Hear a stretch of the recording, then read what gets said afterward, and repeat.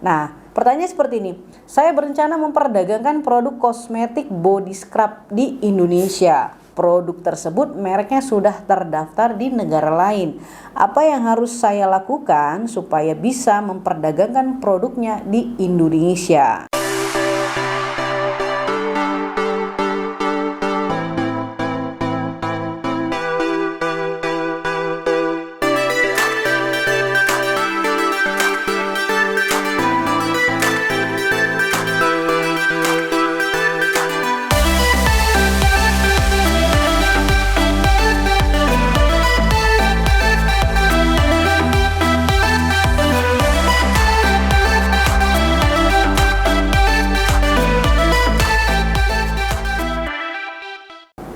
Assalamualaikum warahmatullahi wabarakatuh. Ketemu lagi dengan kami Rangemark, kantor konsultan haki terdaftar resmi di DJKI. Kami memiliki kantor pusat di kota Jakarta Selatan dan memiliki kantor cabang di kota Padang. Baik, kali ini kita akan membahas pertanyaan yang masuk di Rangemark ya, seputar produk kosmetik lagi nih ya.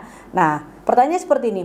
Saya berencana memperdagangkan produk kosmetik body scrub di Indonesia. Produk tersebut mereknya sudah terdaftar di negara lain.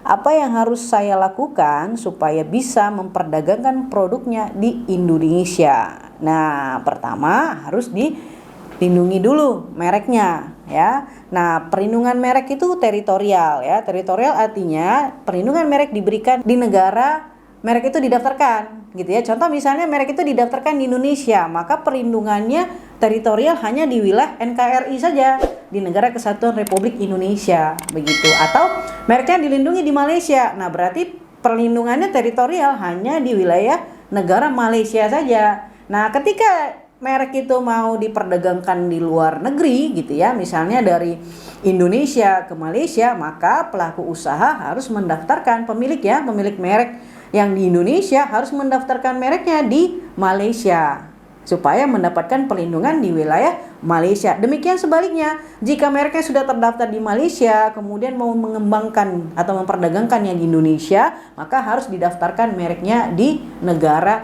Indonesia. Begitu. Jadi masing-masing negara itu memiliki kantor hak kekayaan intelektual ya, yang ditunjuk sebagai perwakilan negara seperti itu. Nah, kalau di Indonesia namanya adalah Direktorat Jenderal Kekayaan Intelektual. Itu instansi yang berwenang memeriksa dan mengeluarkan sertifikat merek di bawah Kementerian Hukum dan HAM ya, DJKI, disingkat dengan DJKI. Nah, terkait pertanyaan ini, pertama ya harus daftarkan dulu mereknya. Nah, untuk mendaftarkan mereknya tentu harus ada pemohon merek. Nah, harus ditentukan dulu pemohon mereknya siapa. Jika ya produk tersebut didaftarkan di Indonesia dan orang yang memperdagangkan produk tersebut adalah distributor yang ditunjuk oleh pemilik merek di negara lain, contoh misalnya di Malaysia begitu ya. Nah, maka pemiliknya adalah si merek yang ada di Malaysia. Nah, nanti dari pemilik merek yang di Malaysia daftarkan mereknya di Indonesia.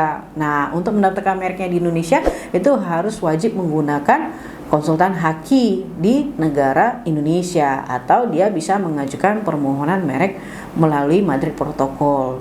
Begitu pula sebaliknya, jika pelaku usahanya di Indonesia mengembangkan di Malaysia, maka harus daftarkan mereknya menggunakan jasa konsultan haki di Malaysia yang terdaftar resmi ya, atau mendaftarkan mereknya menggunakan protokol Madrid di Indonesia. Jadi tidak perlu harus datang ke Malaysia. Nah, itu sudah dimudahkan ya terkait pendaftaran merek internasional. Nah, nanti kita bisa bahas itu tersendiri ya, karena itu juga panjang. Nah, selanjutnya ya, jika sudah dimohonkan pendaftarannya, baru dilakukan pengurusan izin edar produk kosmetiknya. Nah, kita ketahui bersama untuk produk kosmetik bisa diedarkan, diperdagangkan di Indonesia harus memiliki izin edar dari BPOM. Ya, jadi silahkan mengajukan permohonan izin edarnya di BPOM untuk produk kosmetik. Nah, salah satu nanti syaratnya adalah melampirkan bukti kepemilikan merek ya, yaitu sertifikat merek atau setidak-tidaknya bukti permohonan merek. Demikian ya, semoga ini bermanfaat. Assalamualaikum warahmatullahi wabarakatuh.